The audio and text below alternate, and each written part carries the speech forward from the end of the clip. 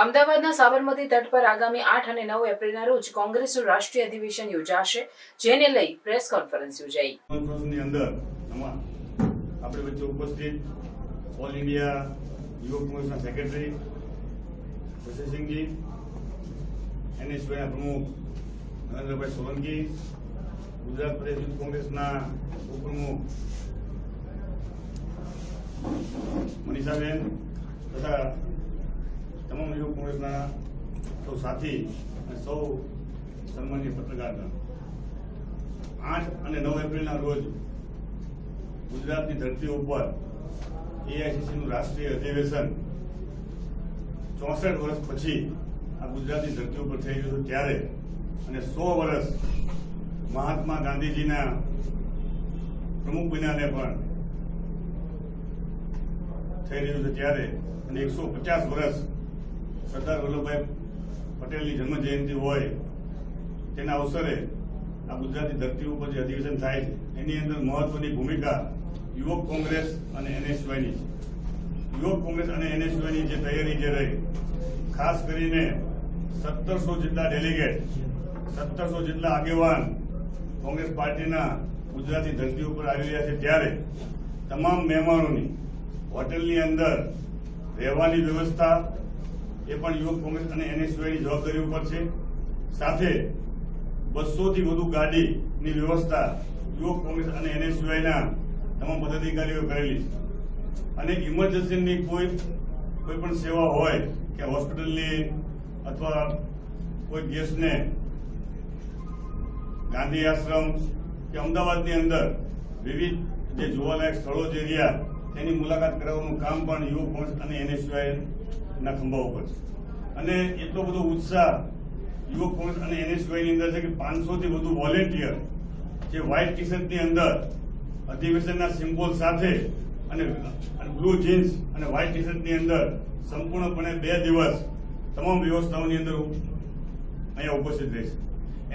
એના સિવાય AICC દ્વારા 18 કમિટીનું નિર્માણ કરવામાં આવ્યું. એ 18 કમિટીની અંદર યુવક કોંગ્રેસ અને NSYના મહત્વના ઉપપ્રમુખો, મહામંત્રી તમામને એની અંદર પણ જવાબદારી છે. સાથે યુવક કોંગ્રેસે આ જે વિશેષ જવાબદારી અમને જે સોંપવામાં આવી એના સિવાયની જે બ્રાન્ડિંગની જવાબદારી કે પબ્લિસિટીની જવાબદારી જે રહે એની અંદર 500 થી વધુ 10x10ના હોર્ડિંગ, 4x3ના કટઆઉટ, બોલ કટઆઉટ, એના સિવાયના 2 બલૂનની પણ વ્યવસ્થા કરી.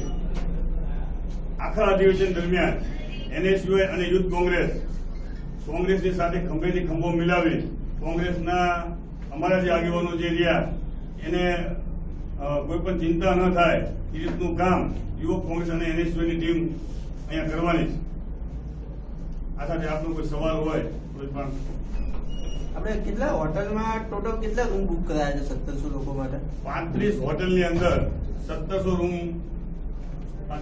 35 હોટલની અંદર 1700 જેવા રૂમ બુક કરાવ્યા છે.